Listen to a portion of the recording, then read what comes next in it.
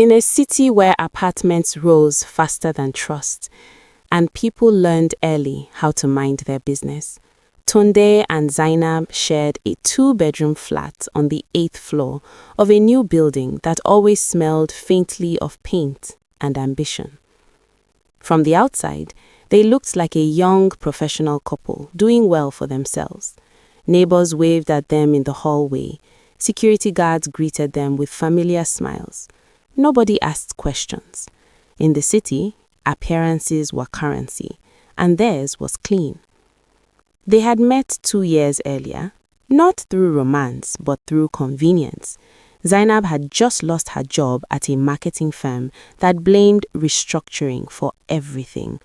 One meeting, one apology email, and a small severance that disappeared faster than rent.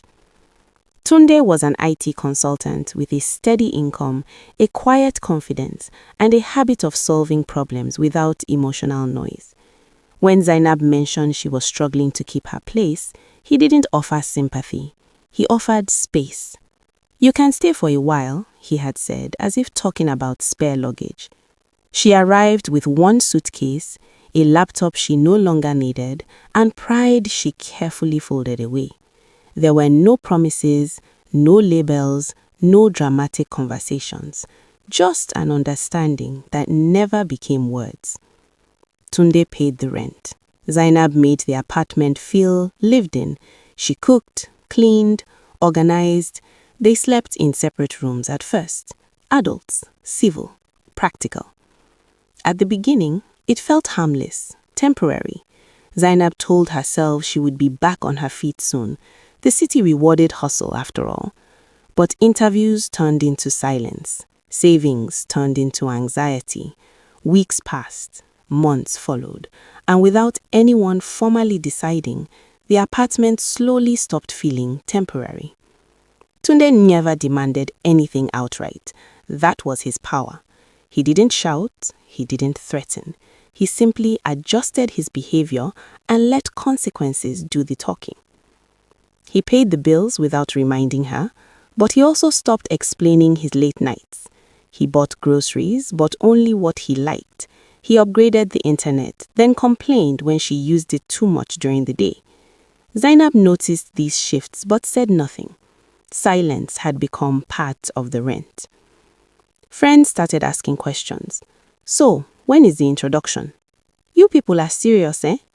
She laughed them off. In the city, relationships were fluid. People stayed, left, returned. Nobody wanted to look desperate, and Zainab had learned how to smile without answering. The first rule of the arrangement was never stated, but it was clear. Don't ask for more. The second was equally silent. Don't forget who was paying. Over time, comfort began asking for loyalty. Tunde started expecting Zainab to be home when he returned, meals warm, apartment quiet. If she went out, he wanted to know where, not because he cared, but because disruption annoyed him. He framed his expectations as reason. "It's not safe out there at night. People talk. You don't need to stress yourself." Each sentence sounded kind.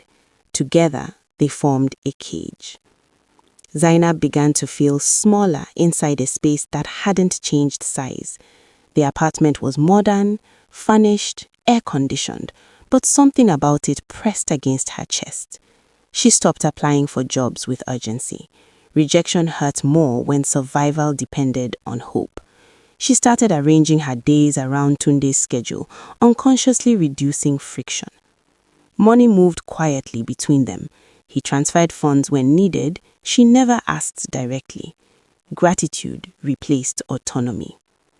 When he bought her new clothes, she thanked him too much. When he suggested what to wear to certain events, she listened. After all, he knew the city better. He knew how things worked. Outsiders called her lucky. Some men won't even help their wives like that. Zainab smiled again. Luck shouldn't feel like debt, but she didn't know how to explain that without sounding ungrateful. The turning point didn't come with shouting or violence. It came one evening over dinner. Tunde, scrolling through his phone, mentioned casually that he didn't like when she spent too much time on calls with her old friends. They fill your head with unnecessary ideas. Just be available. Life is easier that way.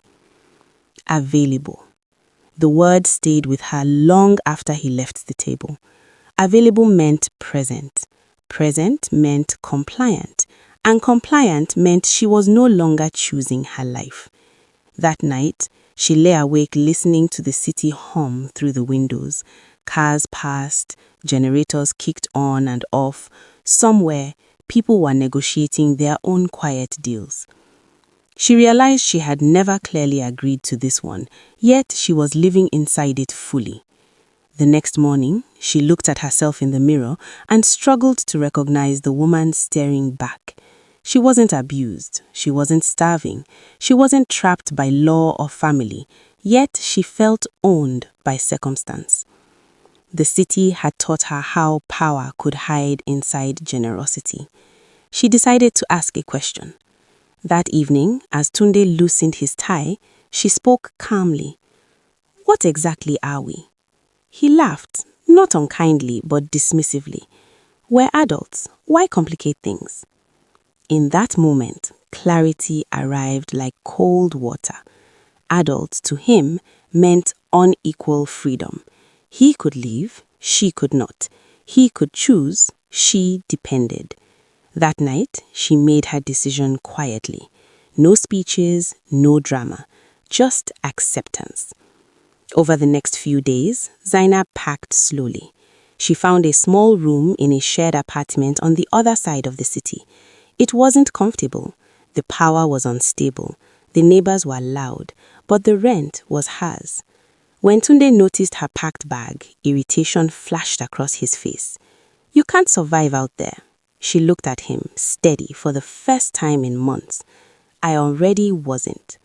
She left with one suitcase again, but this time with something heavier and more valuable, her decision.